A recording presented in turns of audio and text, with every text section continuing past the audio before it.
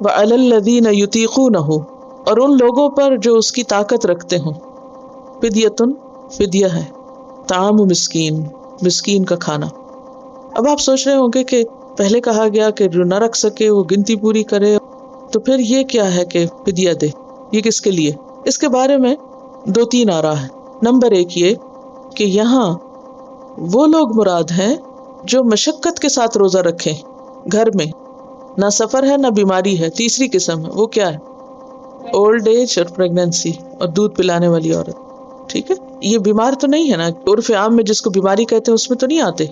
Pregnancy کسی بیماری کا نام تھوڑی ہے، ٹھیک ہے، اس میں انسان صحت سے زیادہ بیماری کے قریب ہو سکتا ہے، لیکن پریگنینسی کو بیماری نہیں ہے۔ اسی طرح بڑھاپے میں بیماریاں زیادہ حملہ آور ہوتی ہیں، لیکن بڑھاپا بیماری کا نام نہیں ہے، تو یہ ایک 3rd کیٹیگری بن جاتی ہے، ٹھیک ہے؟ جیسے بعض لوگ فطرتاً ہی کمزور ہوتے ہیں، اب ان کو کوئی ایسی بیماری نہیں، لیکن کیا ہے، وہ مشقت میں بھی آ جاتا ہے نا۔ اب یطیقون، انہیں روزہ رکھ تو لیتے ہیں، لیکن وہ روزہ رکھ کے انتہائی مشقت میں پڑ جاتے ہیں، پھر کسی کام کے قابل نہیں رہتے، کچھ بھی نہیں کر سکتے، شدید حالت خراب ہوتی، تو وہ کیا کرے؟ اب یہ کوئی 1-2 دن کی بات نہیں ہے، تو ساری زندگی کی بات ہے۔ ایسی صورت میں فدیۃ طعام مسکین، یعنی جو دائمی مریض ہو، ایک تو نا عارضی مریض وہ بعد میں کاؤنٹنگ پوری کر لے، اور ایک ہے دائمی مریض، مرنے تک وہ بیماری ساتھ چمٹی ہوئی ہے۔ اب بڑھاپے کے بعد جوانی تو آنی کوئی نہیں، اللہ ماشاء اللہ کہ اللہ کسی کو طاقت دے دے، وہ الگ بات ہے، یا یہ کہ سردیوں میں تو انسان روزے رکھ لے لیکن گرمیوں میں نہ رکھ سکے، تو کئی ایک وجوہات ہوتی ہے، کیونکہ کوئی ایک اسٹیشنری چیز نہیں ہے، وہ حالات اور مزاج اور موسم اور بہت سی چیزیں بدلتی رہتی ہیں، تو پھر ان کے مطابق انسان کو کام کرنا ہوتا ہے۔ تو ایسی صورت میں انسان پھر کیا کرے؟ فدیہ دے دے۔ لیکن ایک اور حدیث سے ہمیں اس کا ایک اور مفہوم بھی پتہ چلتا ہے، اور وہ کیا ہے؟ سلمہ بن الاکوع کی حدیث ہے، بخاری کی، کہ ابتدا میں جب روزے فرض کیے گئے، لوگوں کو اختیار دیا گیا کہ چاہے تو روزہ رکھ لیں اور چاہے تو افطار کر لیں، اور اگر نہ رکھے روزہ تو فدیہ دے دیں، یہاں تک کہ پھر ایک اگلی آیت جو آگے آئے گی انشاءاللہ، شہر رمضان الذی، وہ نازل ہوئی تو اس کے بعد یہ حکم منسوخ ہو گیا۔ تو بعض کے نزدیک یہ حکم کیا ہے؟ 3rd کیٹیگری نہیں ہے، بلکہ کیا ہے؟ منسوخ ہے۔ پیچھے پڑھا نا آپ نے ناسخ و منسوخ، کیا تھا؟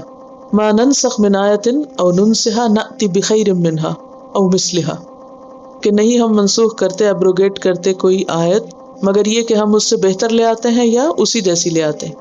بعض اوقات اس سے آسان چیز آ جاتی ہے اور بعض اوقات اس سے مشکل بھی آتی ہے، تو یہاں کیا ہے؟ اس سے مشکل چیز آگے آ گئی کہ اب مرضی کی بات نہیں، اب تو ہر صورت رکھنے ہی ہوں گے، فدیے سے کام نہیں چلے گا۔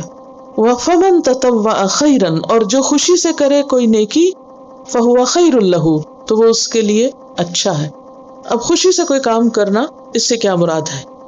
اگر اس آیت کے کانٹیکس میں دیکھیں تو اس سے مراد ایک مسکین کے کھانے کی بجائے 2 مسکینوں کا کھانا دے دینا، یا ایک کھانا دینے کی بجائے 2 کھانے دے دینا۔ اور مسکین جو ہے وہ کون ہوتا ہے؟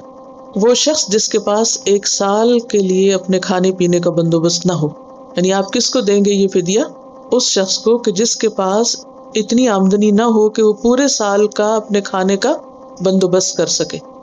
اور اسی میں شامل ہو جاتا ہے فقیر بھی، یہاں مسکین کا ذکر ہے جو فقیر سے ذرا ابو ہے حالت، تو اگر مسکین کو دے سکتے ہیں تو فقیر کو بھی دے سکتے ہیں، صرف مسکین ہی کو دینا شرط نہیں۔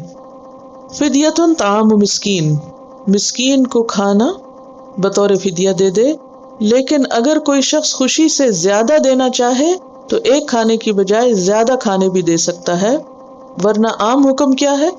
ایک روزے کے بدلے ایک وقت کا ایک مسکین کو کھانا کھلا دیا جائے، خواہ سحری کھلا دے خواہ افطاری کھلا دے، صبح کا کھانا یا شام کا کھانا۔ لیکن اگر کوئی کہے میں صبح اور شام دونوں کا کھلا دیتا ہوں تو وہ بھی کر سکتے ہیں۔ وہ کیا ہوگا؟ خوشی سے کی جانے والی نیکی، یعنی تم پہ لازم نہیں تھا، اپنی خوشی سے کی تم نے، تو ایسا کرنا کیا ہے؟ فَهُوَ خَيْرٌ لَّهُ وَأَن تَصُومُوا، اور یہ کہ تم روزے رکھا کرو، خَيْرٌ لَّكُمْ، تمہارے لیے زیادہ اچھا ہے۔ روزہ رکھنا تمہارے لیے زیادہ اچھا ہے۔ کیوں زیادہ اچھا ہے؟ تقویٰ پیدا ہوتا ہے، اجر و ثواب حاصل ہوتا ہے۔ حدیث میں آتا ہے کہ ابن آدم کے لیے ہر نیک عمل کے عوض 10 نیکیاں ہیں، اور 10 سے لے کر 700 گنا۔ یہ حدیث قدسی ہے، اللہ سبحانہ وتعالیٰ فرماتے ہیں کہ روزہ میرے لیے ہے اور میں اس کی جزا دوں گا، یعنی ان گنت انعام۔ اللہ تعالیٰ کی پسندیدہ ترین عبادت ہے جو بندوں کے لیے اس نے مقرر کی. حدیث قدسی وہ ہوتی ہے کہ جو نبی صلی اللہ علیہ وسلم اللہ سبحانہ وتعالیٰ سے روایت کرتے ہیں اور اللہ تعالیٰ بندوں سے براہ راست خطاب کرتے ہیں. یہ قرآن مجید کے علاوہ نبی صلی اللہ علیہ وسلم کی زبانی کچھ ایسی باتیں جو اللہ تعالیٰ کی بندوں کو براہ راست خطاب کر کے فرمائی ہوئی. وَأَن تَصُومُوا خَيْرٌ لَكُمْ، تو کس اعتبار سے بہتر ہے؟ اجر کے اعتبار سے، نتیجے کے اعتبار سے.